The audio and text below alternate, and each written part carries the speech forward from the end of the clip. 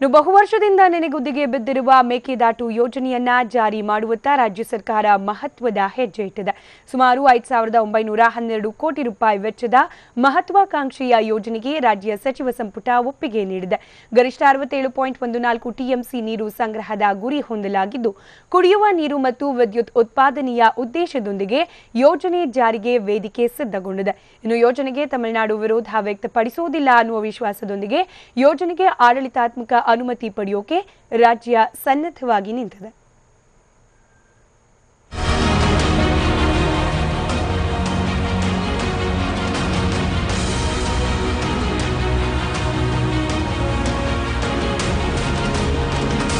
ಮೇಕೆದಾಟು ಯೋಜನೆ ವಿದ್ಯುತ್ ಉತ್ಪಾದನೆ ಮತ್ತು ಕುಡಿಯುವ ನೀರು ಪೂರೈಸುವ ಮಹತ್ವಾಕಾಂಕ್ಷಿ ಯೋಜನೆ ವರದಿಗೆ ರಾಜ್ಯ ಸಚಿವ ಸಂಪುಟ ಸಭೆ ತಾತ್ವಿಕ ಅನುಮೋದನೆ ನೀಡಿದೆ.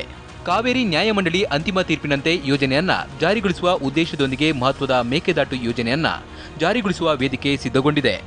ಹಲವು ವರ್ಷಗಳ ಹೋರಾಟದ ಬಳಿಕ ಯೋಜನೆಯನ್ನ ಜಾರಿಗೊಳಿಸುವ ಮಹತ್ವದ ನಿರ್ಧಾರವನ್ನ ಸರ್ಕಾರ ಕೈಗೊಂಡಿರೋದ್ರಿಂದ ಸಹಜವಾಗಿಯೇ ರಾಜ್ಯದ ನೀರಿನ ಪಾಲನ್ನ ಬಳಸಿಕೊಳ್ಳಲು ಸಾಧ್ಯವಾಗಲಿದೆ ಅನ್ನೋ ಆಶಾವಾದ ಮೂಡಿದೆ.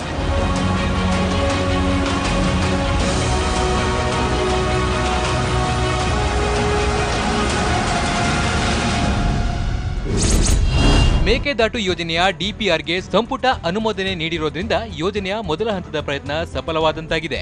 ಕುಡಿಯುವ ನೀರು ಮತ್ತು ವಿದ್ಯುತ್ ಉತ್ಪಾದನೆಯ ಈ ಯೋಜನೆಗಾಗಿ ಸುಮಾರು 5,912 ಕೋಟಿ ರು ಅಂದಾಜು ಮಾಡಲಾಗಿದೆ. ಸುಮಾರು 67.14 ಟಿಎಂಸಿ ನೀರು ಸಂಗ್ರಹದ ಗುರಿ ಹೊಂದಲಾಗಿದ್ದು, ಇದಕ್ಕಾಗಿ ಸುಮಾರು 99 ಮೀಟರ್ ಎತ್ತರ ಮತ್ತು 660 ಮೀಟರ್ ಉದ್ದದ ಆಣೆಕಟ್ಟು ನಿರ್ಮಾಣವಾಗಲಿದೆ. 180 ಮೀಟರ್ನ 17 ಗೇಟ್ಗಳನ್ನು ನಿರ್ಮಿಸಲಾಗುತ್ತಿದ್ದು, 440 ಮೀಟರ್ ಗರಿಷ್ಠ ಜಲಾಶಯದ ಮಟ್ಟವಿರಲಿದೆ. ಈ ಯೋಜನೆಗಾಗಿ ಬರೋಬ್ಬರಿ 4,996 ಹೆಕ್ಟೇರ್ ಭೂಮಿ ಬಳಕೆಯಾಗುತ್ತಿದೆ. ಇದರಲ್ಲಿ 4,716 ಹೆಕ್ಟೇರ್ ಅರಣ್ಯ ಭೂಮಿ ಮತ್ತು 280 ಕಂದಾಯ ಭೂಮಿ ಬಳಕೆಯಾಗಲಿದೆ. ಅಣೆಕಟ್ಟಿನ ಡೆಡ್ ಸ್ಟೋರೇಜ್ 370 ಮೀಟರ್ ಆಗಿರಲಿದ್ದು, ಒಟ್ಟಿಗೆ 8 ಲಕ್ಷ ಕ್ಯೂಸೆಕ್ ನೀರನ್ನ ಬಿಡುಗಡೆ ಮಾಡಬಹುದಾಗಿದೆ. ಈ ಯೋಜನೆಯಲ್ಲಿ ಬಳಕೆಯಾಗುವ ನೀರಿನಲ್ಲಿ ಸುಮಾರು 400 ಮೆಗಾವ್ಯಾಟ್ ವಿದ್ಯುತ್ ಉತ್ಪಾದನೆ ಮಾಡುವ ಉದ್ದೇಶ ಹೊಂದಲಾಗಿದೆ. ಹಾಗಾಗಿ ಈ ಯೋಜನೆಗೆ ಸಹಜವಾಗಿಯೇ ಬೆಂಗಳೂರು ಸೇರಿದಂತೆ ಕಾವೇರಿ ಕಣಿವೆಯ ನಗರಗಳ ಕುಡಿಯುವ ನೀರಿನ ದಾಹ ತಣಿಸಲಿದೆ ಅನ್ನೋ ವಿಶ್ವಾಸವಿದೆ.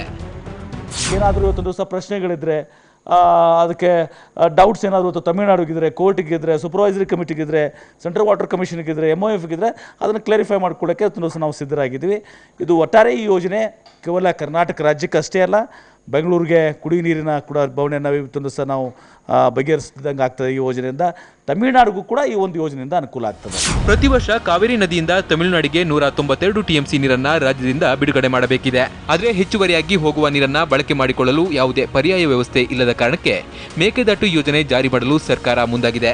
ಇದಕ್ಕೆ ತಮಿಳುನಾಡು ಸರ್ಕಾರ ವಿರೋಧ ಮಾಡುವ ಹಿನ್ನೆಲೆಯಲ್ಲಿ ಈಗಾಗಲೇ ಸುಪ್ರೀಂ ಕೋರ್ಟ್ಗೆ ಈ ಕುರಿತು ವಿವರಣೆ ನೀಡಲಾಗಿದೆ. ಜೊತೆಗೆ ಕೇಂದ್ರ ನೀರಾವರಿ ಆಯೋಗ ಮತ್ತು ಕೇಂದ್ರ ಸರ್ಕಾರದ ಗಮನಕ್ಕೆ ಇಡೀ ಯೋಜನೆ ವರದಿಯನ್ನ ತರಲು ರಾಜ್ಯ ಸರ್ಕಾರ ತೀರ್ಮಾನಿಸಿದೆ. ಈ ಯೋಜನೆಯಿಂದ ತಮಿಳುನಾಡಿಗೂ ಅನುಕೂಲವಾಗಲಿದೆ ಎಂದು ಪ್ರತಿಪಾದನೆ ಮಾಡಿರುವ ರಾಜ್ಯ ಸರ್ಕಾರ ಆದಷ್ಟು ಶೀಘ್ರವಾಗಿ ಯೋಜನೆಯನ್ನ ಕಾರ್ಯರೂಪಕ್ಕೆ ತರಲು ಪ್ರಯತ್ನ ಮಾಡುವುದಾಗಿ ತಿಳಿಸಿದೆ. ತಮಿಳುನಾಡು ಸರ್ಕಾರ ಯೋಜನೆಗೆ ವಿರೋಧ ವ್ಯಕ್ತಪಡಿಸುವುದಿಲ್ಲ ಅನ್ನೋ ವಿಶ್ವಾಸದಲ್ಲೇ ಮಹತ್ವಾಕಾಂಕ್ಷಿ ಮೇಕೆದಾಟು ಯೋಜನೆಯನ್ನ ಜಾರಿಗೆ ತರಲು ಸರ್ಕಾರ ಟೊಂಕ ಕಟ್ಟಿ ನಿಂತಿದೆ.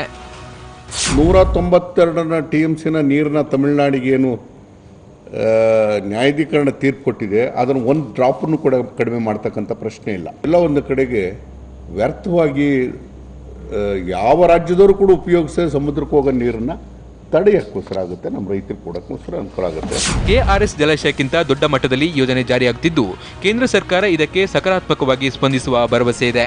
ಅರಣ್ಯ ಭೂಮಿ ಸ್ವಾಧೀನಕ್ಕೆ ಅನುಮೋದನೆ ನೀಡುವ ಜೊತೆಗೆ ಕೇಂದ್ರ ನೀರಾವರಿ ಆಯೋಗದಿಂದ ತಕ್ಷಣದಲ್ಲಿಯೇ ಅನುಮತಿ ಕೊಡಿಸಲು ಸರ್ಕಾರ ನೆರವಾಗಲಿದೆ ಅನ್ನೋ ವಿಶ್ವಾಸ ರಾಜ್ಯ ಸರ್ಕಾರದಾಗಿದೆ. Anand P Baidanamane, TV9 Bengaluru.